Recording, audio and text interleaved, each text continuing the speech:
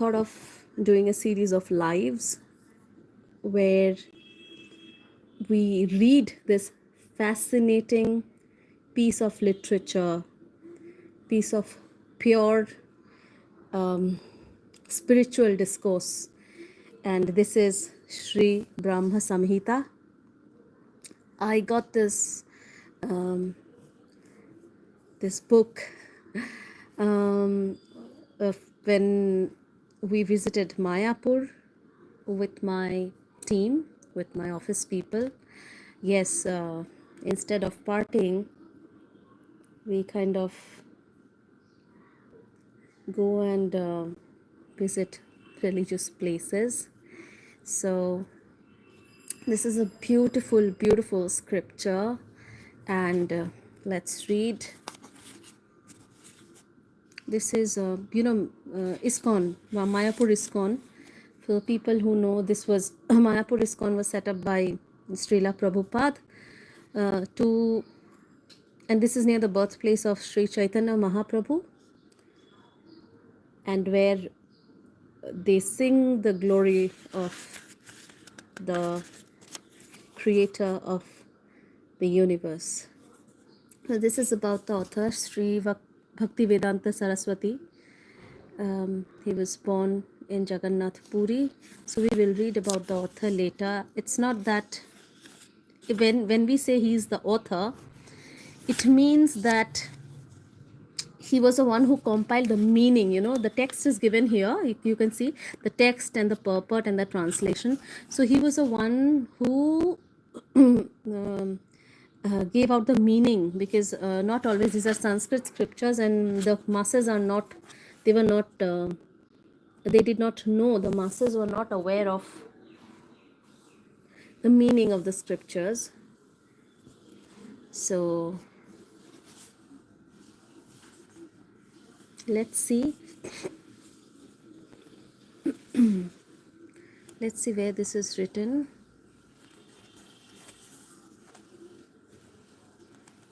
I think Bhakti Siddhanta Saraswati was also the guru of Srila Prabhupada.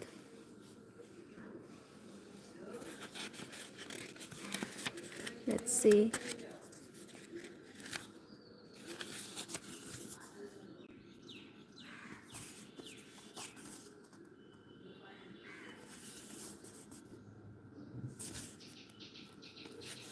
This Brahma Samhita was written by Lord Brahma himself, and it is said that only a part of the Samhita was found, because there have been so many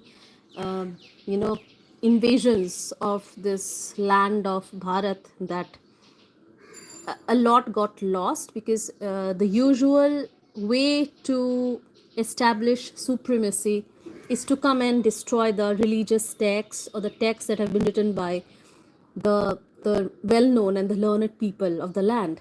So this was one of the texts that was, they wanted to destroy it. And I think only, like it is said here, this booklet is only the 5th chapter of the hymns of Brahma, which were recorded in 100 chapters. This booklet is only the 5th chapter. So the Supreme Lord Sri Chaitanya picked up this chapter from the temple of Adi Keshava at Tiruvattar, a village lying under the government of Travancore, for the assurance of all God loving. So let me tell you, Lord Sri Chaitanya was a very learned person, and he is said to be the manifestation of Radha and Krishna, and he appeared when people already they were into writing. So he is not he's not an imaginative figure. He very much lived and stayed, and he was one who propagated the love for Krishna. So you can see this booklet can easily be compared with another book which passes by the name of Srimad Bhagavatam. Oh, that is great. And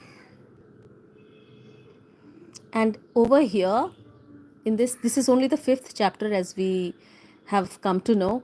And over here, Brahma sings of the glories of Sri Krishna. And the very first text is beautiful.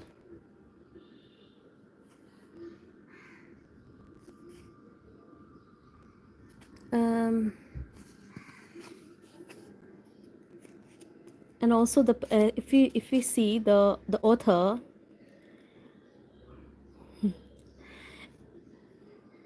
the author is Sri Bhakti Vedanta Saraswati himself. So he was a very learned person. Bhakti Siddhanta Saraswati himself, he was a very learned person. He was very well versed in Vedas and Puranas and scriptures. So he was the one who envisioned a worldwide Krishna consciousness movement and prayed to the Lord for a son to help him achieve his dreams. Okay.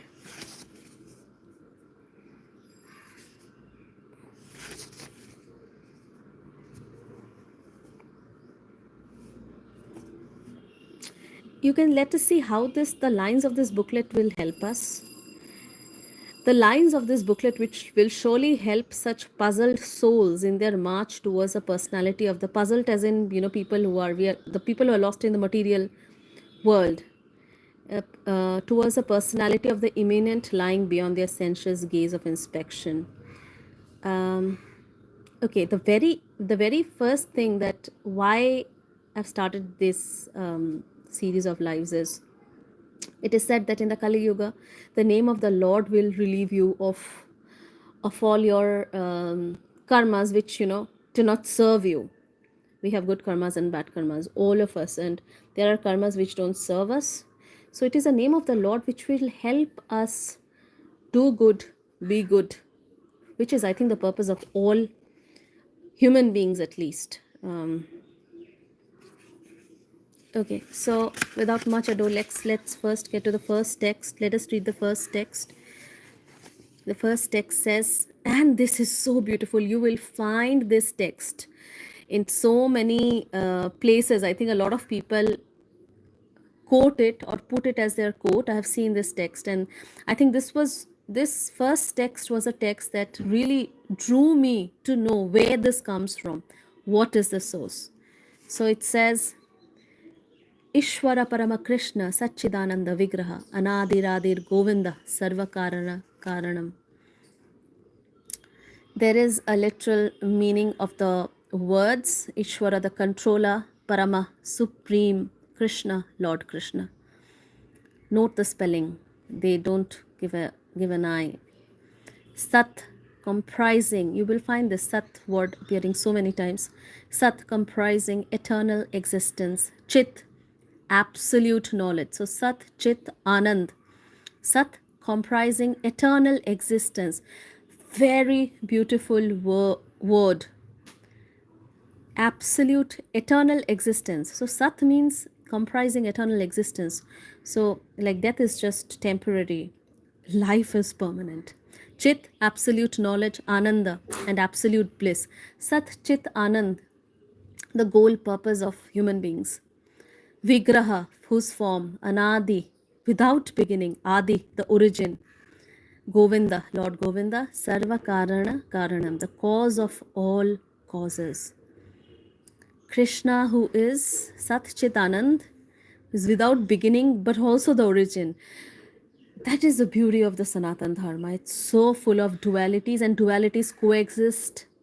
When we have duality in our mind, we usually see it as a perplexed state of mind.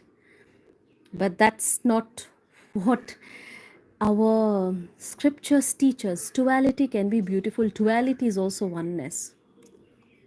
So let's see the translation, the English translation.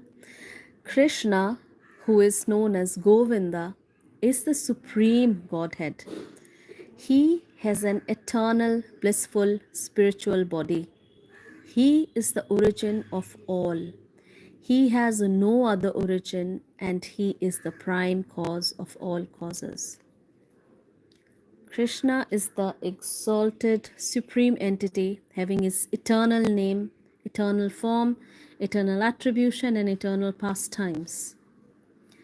The very name Krishna implies his love attracting designation, expressing by his eternal nomenclature the acme of entity, his eternal, beautiful, heavenly blue tinged body glowing with the intensity of ever existing knowledge. So he's a blue body. Krishna is a blue body. A lot of people say he is black. He's actually Krishna. Krishna Varna is black. Black has a tinge of blue. If you have seen a darker person, especially a child who is very young, and if you see the child is bluish also. I've seen this myself. So a darker complexion child has a bluish tinge to the complexion with intensity. Okay, so he's a heavenly blue tinged body glowing with the intensity of ever existing knowledge, has a flute in both his hands, uh, as his inconceivable spiritual energy is all expanding. So Krishna is all expanding, he's in everything. Still, he maintains his all charming medium size. Okay, he's all expanding, but he has a medium size by his qualifying spiritual instruments, and he does so by his, whatever tools he has, which are his own. His all accommodating supreme subjectivity is nicely manifested in his eternal form, the concentrated all time presence, uncovered knowledge, and inebriating felicity have their beauty in him. So, a lot of hard words. I have to see the dictionary for this. We speak simple English, so sometimes I don't get these words myself. The mundane manifestive portion of his own self is known as all pervading Paramatma, Ishvara, or Vishnu. So his mundane manifestive. Look at this beautiful juxtaposition of words. Mundane manifestive. His manifestation, which is mundane, everywhere, portion of his own self. His existence everywhere is either is known as Paramatma, like we often say, Ishvara, or Vishnu. So anybody who's watching or seeing this from outside Bharat or India, so these are terms: Paramatma, Ishwar, Vishnu. These are terms that are very common in Indian households of people who practice the Sanatan Dharma, and we say Ishwara knows or Paramatma knows. We are Atma, he is Paramatma. So Vishnu, that is Vishnu himself. Hence it is evident that Krishna is sole supreme Godhead. Krishna is the only supreme Godhead. His unrivaled or unique spiritual body of super excellent charm is eternally unveiled with innumerable spiritual instruments, senses, and unreckonable attributes, keeping their signifying location properly, adjusting at the same time by his inconceivable conciliative powers. So he's unrivaled. So Krishna, he's like no other. He has no competition. He's unique. He's unique in the uniquest sense possible. He has his charm is, and this is said so in so many places, Krishna's charm is unmatched. When I say unmatched, it means it doesn't exist with anybody else, anything else. He's so charming. He's more charming than what he creates day in and day out, every second. And he has his spiritual instruments or his senses. It is said that all his senses can do all the things that each sense does. So this beautiful spiritual figure is identical with Krishna, and the spiritual entity of Krishna is identical with his own figure. Oh, so beautiful lines. I think this will take ages for me to fathom. This beautiful, so Krishna and his figure, since he is into everything and everything is into him, Krishna and his figure can be separate entities. Krishna and the manifestation of Krishna that we see can be two different things and one thing at the same time. So again, that non-duality in duality. So just look at this. I mean, such complex lines written so beautifully. This beautiful spiritual figure is identical with Krishna, and the spiritual entity of Krishna is identical with his own figure. So just like people say that the body and the mind, or the mind and the spirit, are two different things, but then they are residing in the same body, and they are they are different but same. So it's a non-duality in duality. The very intensely blended entity of eternal presence, of felicitous cognition is a charming targeted holding or transcendental icon. So these are these are tough words, I would say. And Srila Prabhupada or was a very learned person. He came from Bengal, and he was an English educated person. He was born in British India, and he came up from a very good family, and he was very knowledgeable, very knowledgeable. He had good command over English, and he had a whole team of devotees helping him translate these things. So I think it's not purposely tough words. There is no, these are very small, insignificant words to describe Lord Sri Krishna and what he is. We are just trying to describe in words that words of English, since here it's an English translation. We are just trying to, we are just, and these might seem difficult words, but I'm pretty sure there are no simple words that can describe the beauty of these verses. So that is why it is said here, the very intensely blended entity of eternal presence, a felicitous cognition, is a charming targeted holding or transcendental icon. It follows that the conception of the indistinguishable formless magnitude, Brahman, which is an indolent, lax presentment of cognitive bliss. Indolent, okay, is merely a penumbra of intensely blended glow of the three concomitants, viz., the blissful, the substantive, and the cognitive. The transcendental manifestive icon Krishna, in his original face, is primordial background of magnitudinal infinite Brahman and of the all-pervasive oversoul. Okay, so like I said, each line needs books to be described. It is said here, I mean, with my very limited knowledge, I'm trying to decode this along with you. It follows that the conception of the indistinguishable formless magnitude, Brahman. So they are trying to say here, what is according to me is that the word that we so loosely use, Brahman, which is an indolent, lax presentment of cognitive bliss, Brahman. We say, the person who has Brahma Gyan, is Brahman. So they say that, okay, pardon me,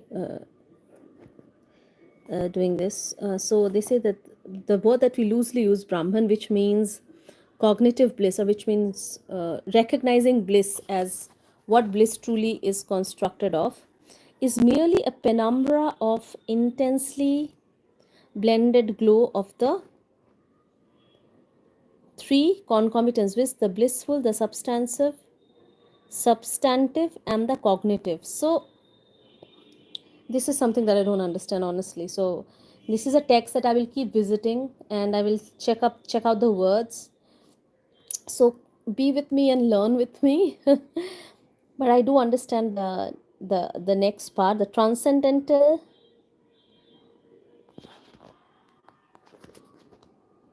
Okay, yes.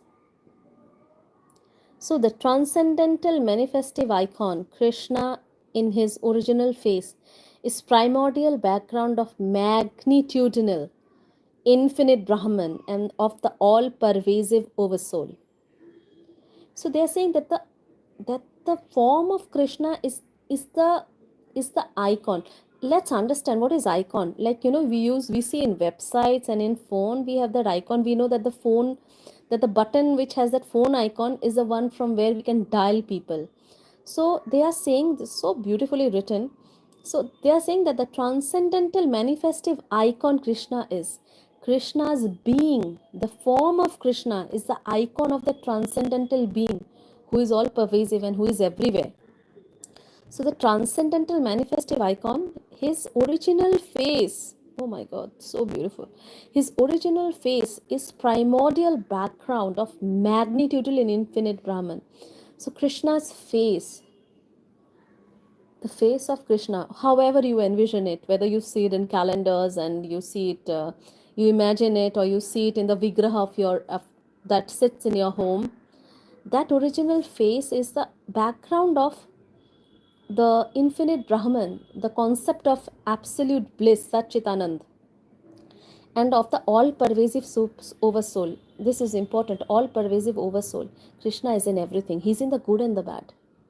He's in the good and the bad. That is why I think Sanatan people, they are so forgiving. They are so forgiving of the bad things because they know that that is a very temporary manifestation of that person or that karma, and that in even that bad thing Krishna is there. This is a very questionable, I think, very debatable, not questionable, very debatable issue, where we are saying that Krishna is even in the bad. Why is God in the bad? It's like saying, even in a bad thing, even in a contaminated fruit, the atoms are there. The atoms which were once good are there.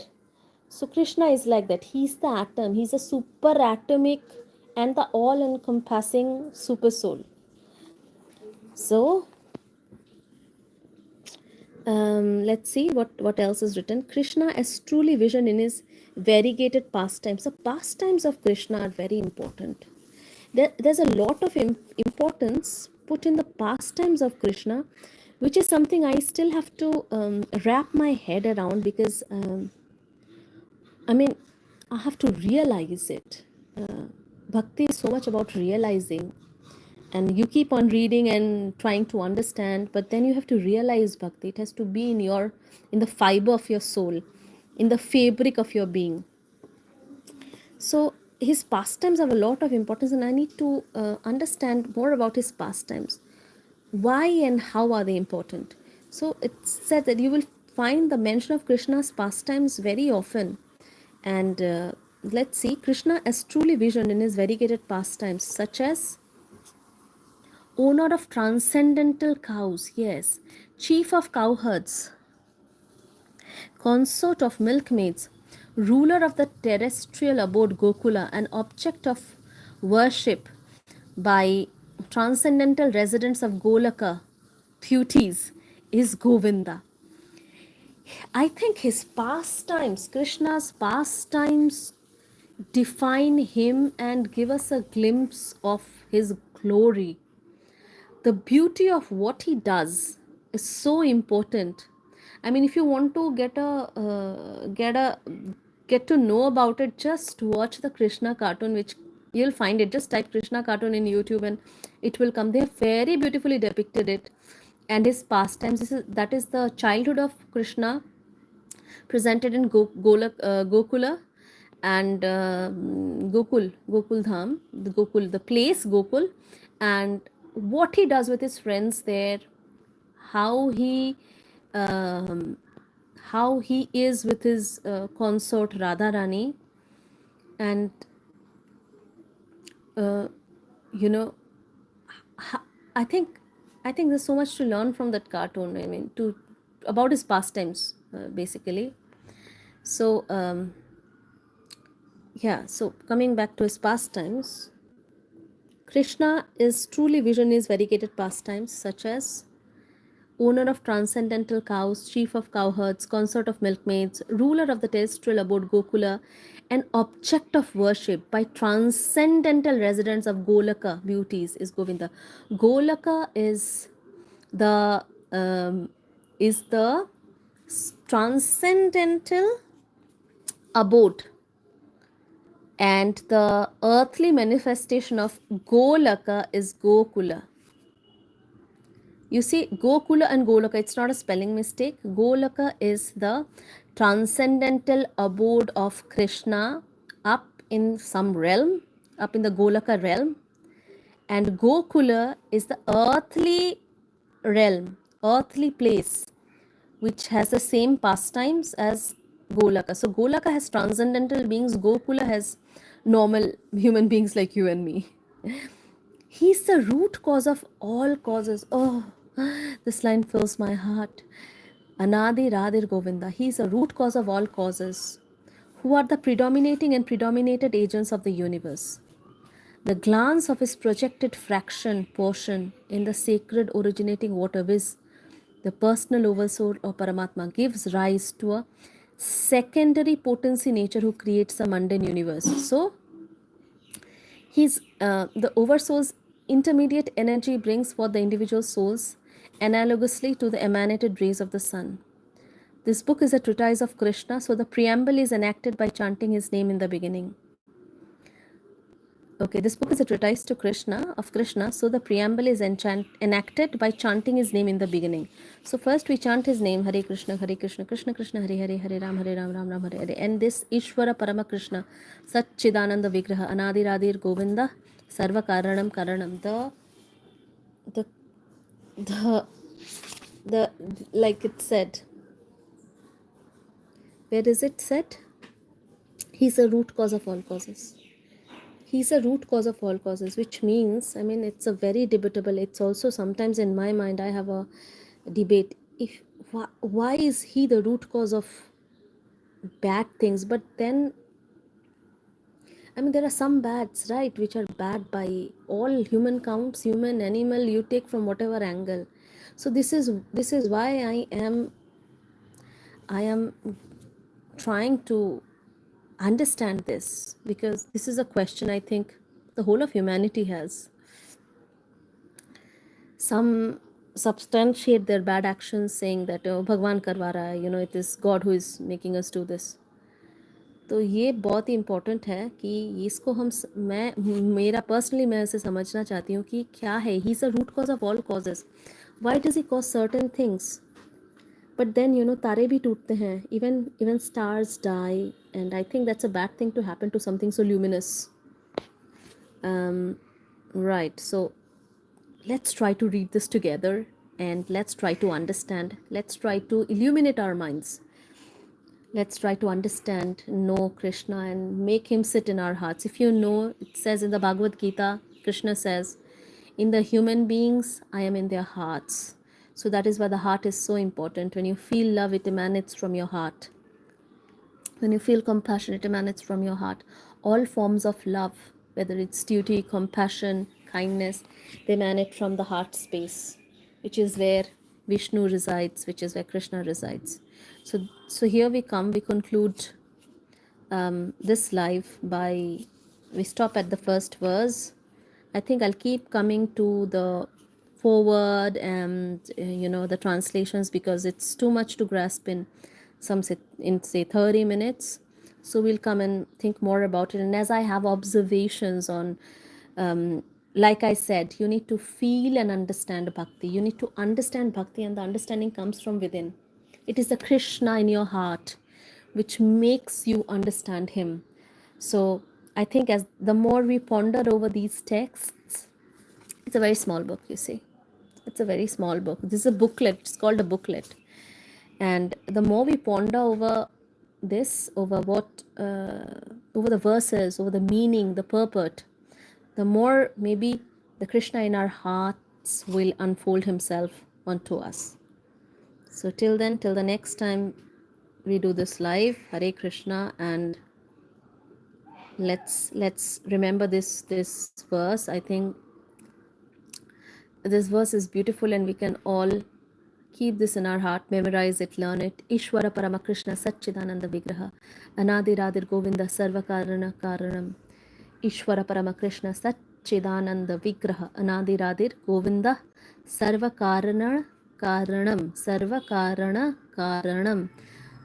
Thank you so very much. God bless you. Krishna bless you. May we all recognize him in our hearts. Thank you. Hare Krishna.